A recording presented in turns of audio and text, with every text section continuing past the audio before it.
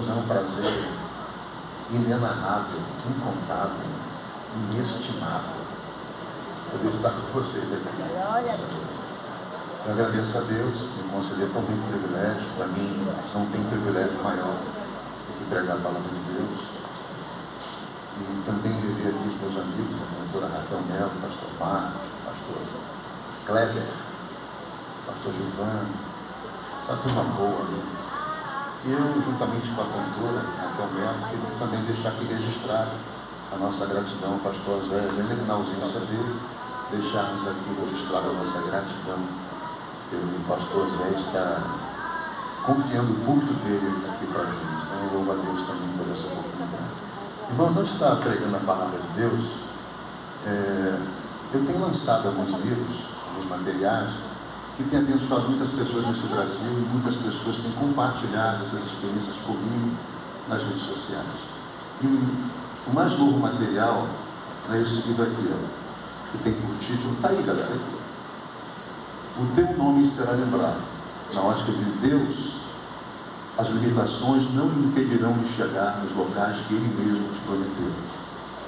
Esse livro aqui eu falo sobre dois personagens, o sacerdote Zacarias e a sua esposa Isabel. Ele já era avançado em idade, não podia ser pai, e tinha um agravante: Isabel era estéril. Mas sabe o que significa Zacarias? O Senhor lembra. Sabe o que significa Isabel? Promessa. O Senhor lembra da promessa. Muitas das vezes Deus quer nos abençoar, Deus fala conosco, nos faz promessa, mas nós olhamos para as nossas limitações e para as nossas circunstâncias. O anjo Gabriel diz para ele: você vai ser pai. E ele diz: mas como? Se eu já sou velho. Então você vai aprender aqui o caminho da bênção de Deus, tá bem?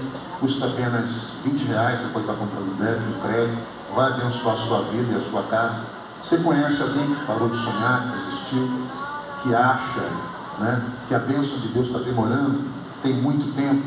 Você vai aprender com esse livro que o sonho é teu, mas o tempo é de Deus. Amém? Muito bem, por gentileza, abra a sua Bíblia no Evangelho de João, capítulo 14, versículo 27. Como dizem os eruditos, Evangelho de Jesus Cristo, segundo escreveu São João, capítulo 14, versículo de número 27.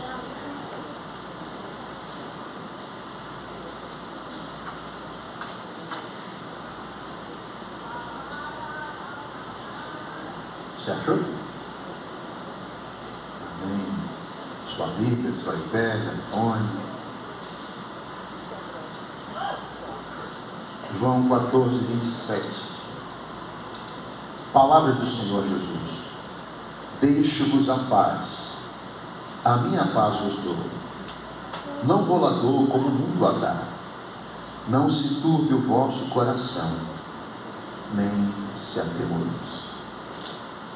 Irmãos, o que estava acontecendo aqui no capítulo 14 do Evangelho de João? Era a Páscoa dos judeus, era a semana da Páscoa. Jerusalém fervilhava de gente vinda de todas as partes do Império Romano. A despeito de que muitos acreditam, a capital romana na Judéia não era em Jerusalém, era em Cesareia Marítima. Mas com medo de insurreições e revoltas, como a festa da Páscoa, que a população chegava a quintuplicar em Jerusalém, o procurador romano saía de Cesareia Marítima com destacamento de soldados e ia para a fortaleza de Antônio. Por isso você vai ver Jesus sendo julgado, condenado na fortaleza de Antônio. O mundo aqui era um mundo romano. 1/4 da população mundial nascia, vivia e morria debaixo das leis dos Césares. Jesus, ele nasce, vive, morre e ressuscita em um mundo romano. Agora, paralelamente a essa festa da Páscoa em Jerusalém, o que está acontecendo também? Caifás e os fariseus estão no sinédrio, conspirando contra a vida de Jesus. Como matá-lo, como parar o ministério dele. E aonde estava Jesus? Com os seus discípulos. Jesus estava no cenáculo com os seus discípulos, participando daquela que seria a última ceia. Depois viria a agonia do Getsêmani, a agonia da cruz. E Jesus, aproveitando este momento para passar as últimas instruções para os seus discípulos, Jesus procura trazer a eles uma palavra que deixasse paz no coração deles, porque Jesus não estaria mais com eles. Então Jesus precisava deixar uma palavra que trouxesse sossego, calma, algo que acalentasse a alma deles, porque viria um tempo de perseguição, um tempo de pavor. Então Jesus libera uma palavra e diz: olha, eu deixo a minha paz para vocês, a minha paz eu vos dou. A primeira coisa que você precisa entender é que aquilo que Jesus diz não está na ordem do relativo, está na ordem do absoluto. Você pode relativizar o que Freud disse, o que Lacan disse, o que Platão disse, o que Aristóteles disse. Mas o que Jesus disse não está na ordem do relativo, está na ordem do absoluto. Ele disse: eu deixo a minha paz com a minha igreja, eu deixo a minha paz com vocês. Amém. Ponto final. Isso é fato. A segunda coisa que você precisa entender é que paz não é ausência de guerra. Paz é descanso em meio à tempestade. Paz é o triunfo da fé sobre a ansiedade. Qual era a paz que o mundo de então conhecia? Era a Pax Romana, que foi um período da história que se iniciou no ano 26 a.C., com o primeiro imperador Augusto Otávio, e foi até o ano 180 depois de Cristo, com a morte do imperador Marco Aurélio. A paz romana, ou a Pax Romana, era a ausência de guerra. E essa ausência de guerra era mantida através da pior e mais destrutiva máquina de guerra que o mundo conheceu até então: as legiões romanas. E quando eu paro para pensar em paz no decorrer do tempo e no decorrer da história, você sabia que nos últimos 3.421 anos de humanidade, o mundo só conheceu 268 anos sem guerra? Vejamos, Mahatma Gandhi, que pregava a ahimsa, que era um conjunto de ética e condutas do hinduísmo, que pregava a não violência a qualquer pessoa. Gandhi morreu assassinado. Martin Luther King, ativista dos direitos civis dos Estados Unidos da América, que pregava a paz, ele também morreu assassinado. Manuel Kant acreditava que a paz era um problema jurídico-político, que só poderia ser construído através de uma construção social. Irmãos, o mundo não conhece paz. O mundo não conhece a paz. Paz não é estado de espírito. A paz é uma pessoa. Isaías 9,6 diz que Jesus, Ele é o príncipe da paz. Eu convido você a ter uma visão de mundo agora. Vamos olhar para a Europa. A Europa não tem paz. A criação do euro não resolveu o problema do desemprego na Europa. Se não fosse por conta do Fundo Monetário da Comunidade Europeia, países como Espanha, como Grécia, como Portugal, já teriam quebrado há muito tempo. Se não bastasse isso, o Islã aterroriza a Europa com células terroristas. Paris, Bruxelas. Eu estava em Paris com a minha esposa. Nós temos alguns amigos na França, e quando Deus concede, a gente está lá pregando, E ficamos hospedados na casa desses amigos e pregando na igreja com um desses amigos. Eu estava no aeroporto de Orly, em Paris, e eu observei uma coisa diferente. Eu falei, o exército francês aqui, é comum você ver a polícia, mas o exército, eu falei, está acontecendo alguma coisa. Eu liguei para um amigo pastor que ia me buscar, eu falei, Juliano, então o que está acontecendo? O exército francês está aqui.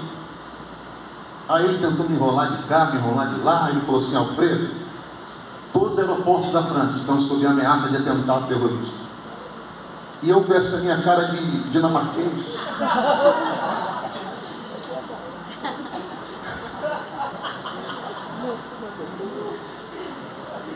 Eu com essa minha cutis branca, com os meus olhos azuis. Eu com essa barba desse tamanho. Mohamed. Eu falei, Jesus. Eu falei, rapaz, me arranca daqui desse lugar. Eu estou chegando. E as pessoas me olhando, eu falei, Jesus, tem misericórdia. E agora estourou uma guerra. Depois de 40 anos, a inflação na Inglaterra chegou em 2 dígitos. E nós não sabemos o que vai acontecer, porque o inverno se aproxima. E a falta de gás, eletricidade, os combustíveis puxaram a inflação para cima. Quando eu olho para a África não tem paz. Muitos dos amigos que eu tenho na Europa, igrejas que eu prego na Europa, também são de amigos da África, africanos, gente da República do Congo, gente de Angola. E um amigo compartilhou uma experiência comigo, irmãos, que aquilo fez com que eu repensasse meu cristianismo. Muitas pessoas em Angola perderam braços e pernas por conta de minas terrestres na grande guerra civil que teve em Angola, que durou 20 anos. Ele contou para mim que estava indo para a igreja com o irmão dirigindo o carro, e de repente ele olhou para fora do carro e viu pessoas amputadas, gente com uma perna só pulando com a Bíblia debaixo do braço, outros, pastor João, sem braços. E ele falou assim, para onde está esse povo? E o irmão disse, estou indo para a igreja. Ele falou, então a gente já está chegando. Ele disse, não, ainda falta 10, 12 quilômetros. Ele disse, mas esse povo aí, eles estão indo para a igreja, pulando com uma perna só. Ele disse, E eu parei para pensar na minha vida, porque às vezes nós não vamos para a igreja porque está chuviscando. Às vezes nós não vamos para a igreja porque está muito calor. Às vezes nós não vamos na igreja porque tem o clássico do Brasileirão. Enquanto isso, nossos irmãos estão em África, pulando de uma perna só, 10, 12 quilômetros, para chegar em um lugar onde não tem cadeiras acolchoadas e nem um ambiente climatizado, para louvarem a Jesus e agradecerem a Deus. Gente sem perna, sem braço, pulando, irmãos, 10, 12 quilômetros, para chegar em um ambiente que não é esse aqui, esteja certo disso. Eles começam a louvar e a adorar a Jesus e a agradecer a Deus por tudo que Deus faz na vida deles. E às vezes, irmãos, a gente murmura por coisa boba. Querido, deixa eu te falar uma coisa. Você já agradeceu a Deus hoje porque você não mora debaixo do viaduto, você tem um teto aonde morar? Você já agradeceu a Deus hoje pelo alimento que Ele colocou na tua mesa? Você já louvou a Deus e agradeceu a Deus pela roupa, pela vestimenta? Talvez você não esteja morando onde você queria morar, mas Deus não tem deixado faltar o teto. Talvez você não comeu o que você queria comer, mas Deus não tem deixado faltar o alimento. Talvez você não tenha vestido a roupa que você queira vestir, mas seja grata a Deus, porque não tem deixado faltar a vestimenta, aleluia, e não tem deixado faltar a saúde para a tua casa. Eu falei aqui, cerca de 700 mil pessoas morreram por conta dessa desgraça no Brasil, e você está aqui vivo e viva no culto da vitória. Se eu fosse você, eu abria sua boca, enchia esse pulmão de ar e começava a glorificar e adorar a Deus por aquilo que Ele é. E o que Ele é? Ele é Rei dos Reis, Ele é o Senhor dos Senhores, Ele é o Criador de toda a terra. Raquel louvou aqui dizendo que Deus é grande, e Ele é grande mesmo. Ele é grande, tão grande, que a face dEle está nos céus, e o pé dEle está aqui na Guiné. Ele é o Senhor, digno de honra, digno de glória. Louvai ao Senhor e bendizei ao Senhor.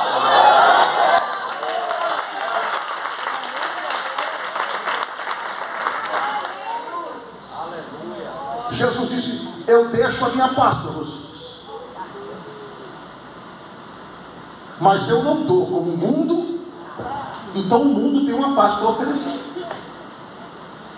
Você entende por inferência no texto. Eu deixo a minha paz para vocês, mas eu não dou como o mundo dá. Então o mundo tem uma paz para dar. Sim ou não? Agora, qual é essa paz, irmãos? Agora, qual é essa paz que o mundo tem para oferecer? A paz do mundo, gente, é a paz do ter, é a paz do possuir. A paz do mundo é o aqui e o agora. Resumindo, a paz do mundo é uma paz baseada nas circunstâncias. Se ele tem emprego, tem dinheiro, tem amigos, ele tem paz. Pastor, por que essa ordem? Vamos lá. Alguém disse uma certa vez que amigos não são opcionais, amigos são necessários. É verdade. Mas você faz amigos em tempo de prosperidade, mas só conhece os verdadeiros no tempo da necessidade. Porque você só tem amigos naquilo que você é útil às pessoas. Porque as pessoas não amam você, elas amam aquilo que você pode oferecer. E quando você não oferece mais, você descobre quem são os verdadeiros amigos. A paz do mundo é a paz das circunstâncias. Se tem dinheiro, tem saúde, tem paz. Mas se não tem dinheiro, não tem saúde, quer se jogar do 18º andar do prédio. A paz do mundo é a paz baseada nas circunstâncias. Mas a paz que Jesus pode dar não é a paz motivada pelas circunstâncias. Pastor, me prova isso, vamos lá. Atos capítulo 16, a Bíblia diz que os missionários Paulo e Silas foram presos. Acusação, pregar o Evangelho. Foram açoitados com açoite romano. Sabe como era açoite romano? Era o açoite com vara. Há relatos na história de que nas 10 primeiras varadas as pessoas perdiam o seu controle fisiológico. Defecavam e urinavam. Há relatos na história de que pessoas pela 20ª varada desmaiavam. Há relatos na história de que pessoas na 30ª varada tinham suas carnes expostas e os ossos aparecendo. Depois disso foram colocados numa prisão. Mas no Império Romano não havia direitos humanos, gente. Era uma prisão insalubre, úmida, escura, fétida. Foram presos os pés pelos troncos, assim, olha para cá, sobre as suas próprias fezes e urinas. E o que as circunstâncias dizem aqui? As circunstâncias dizem que Silas e Paulo tinham que murmurar. As circunstâncias dizem que Silas tinha que dizer assim para Paulo: por isso que João Marcos te abandonou. Quem é que atua uma coisa dessa? Quem é que suporta isso? As circunstâncias dizem que Paulo tinha que falar para Deus: olha, eu fui ouvir a tua voz, olha onde eu vim parar. As circunstâncias dizem isso. Mas a Bíblia diz que por volta da meia-noite, Paulo e Silas começaram a murmurar. Começaram a blasfemar. A Bíblia diz que por volta da meia-noite, Paulo e Silas começaram a orar e a cantar. Começaram a orar e a cantar. Por que, irmãos? Porque a nossa fé, a nossa paz não é motivada pelas circunstâncias. Paulo vai dizer em Romanos que o justo viverá pela fé. O justo viverá pela fé. Mas não pelo que vê, mas ele viverá pela fé. Quando Paulo diz que o justo não vive por aquilo que vê, Paulo está dizendo que o justo não vive sobre as circunstâncias, aquilo que a sua visão pode alcançar, mas o justo viverá pela fé. Aleluia, louvado seja o nome do Senhor. Mas o que me deixa perplexo no capítulo 16 de Atos é que a Bíblia diz que enquanto eles oravam e cantavam, Deus mandou um terremoto. Irmãos, aquele terremoto podia abrir apenas a porta em que Paulo e Silas estavam presos, mas a Bíblia diz que não. A Bíblia diz que este terremoto abriu todas as portas de todos os prisioneiros, todas as portas. Eu quero declarar uma palavra profética sobre a tua vida. Depois desse terremoto, depois desse problema, vão se abrir todas as portas. Não é apenas uma, não duas, mas todas as portas. A porta do pagamento dessa dívida, a porta da salvação para esse filho, a porta para a libertação para esse marido, a porta da saúde, a porta da paz, a porta da felicidade. Depois disso que você está vivendo, Deus vai abrir todas as portas.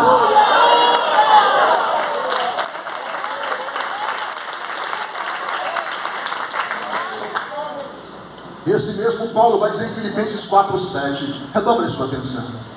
Redobre a sua atenção, por favor. Paulo vai dizer: e a paz que excede todo entendimento guardará também as vossas mentes e os vossos corações. Irmãos, eu parei para pensar nisso, conversando com o Espírito Santo. Por que essa paz que tu pode nos dar, que tu nos oferece, excede todo entendimento? O que é exceder o entendimento? As pessoas que olham para você, elas não conseguem entender como você está sentindo paz, vivendo o que você está vivendo. E essa paz excede o entendimento das pessoas. Você sabia que todo lugar tem um fofoqueiro? Espero que não seja você. Naquele prédio, naquele condomínio, naquela vila, todo lugar tem. E não se engane, ele conhece e sabe a tua vida. Sabe? Eles ficam de plantão. Chegou 3 dias aí a pé, vendeu o carro, o negócio está feio.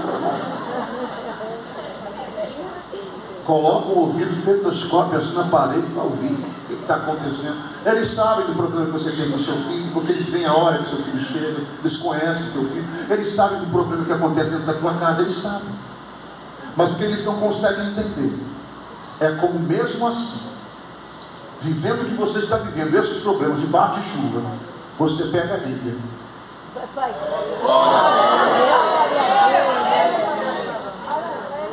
E vem para o culto da vitória na Devec em Berlim.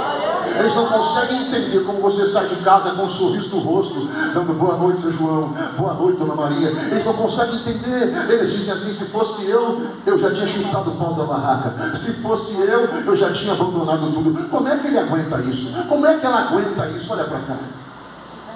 Você sabia que nos tempos bíblicos nenhum povo conseguia andar à noite no deserto? Nenhum. Porque à noite no deserto, bichos peçonhentos como aranhas venenosas, escorpiões, víboras, saem à caça. Você sabia que à noite no deserto, se durante o dia o calor chega a 50 graus, o frio chega a 0 graus, então todos os povos paravam no deserto e armavam seus acampamentos à tarde. Mas só tinha um povo que caminhava à noite no deserto.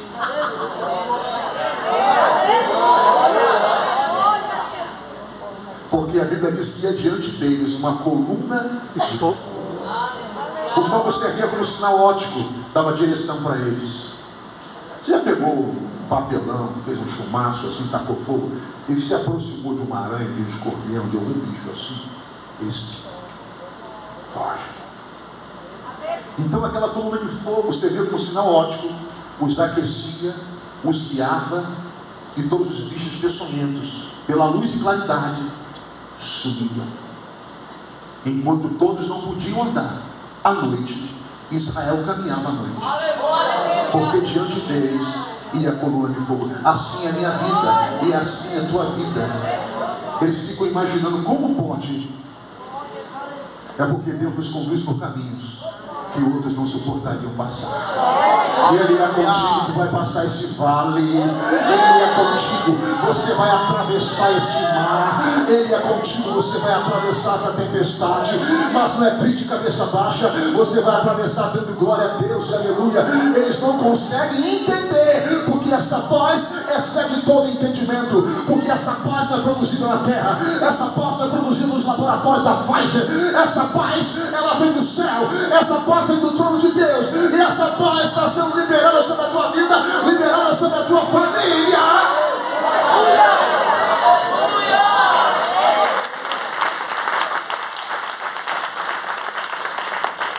E aí Paulo continua dizendo: e essa paz blindará as vossas mentes e os vossos corações.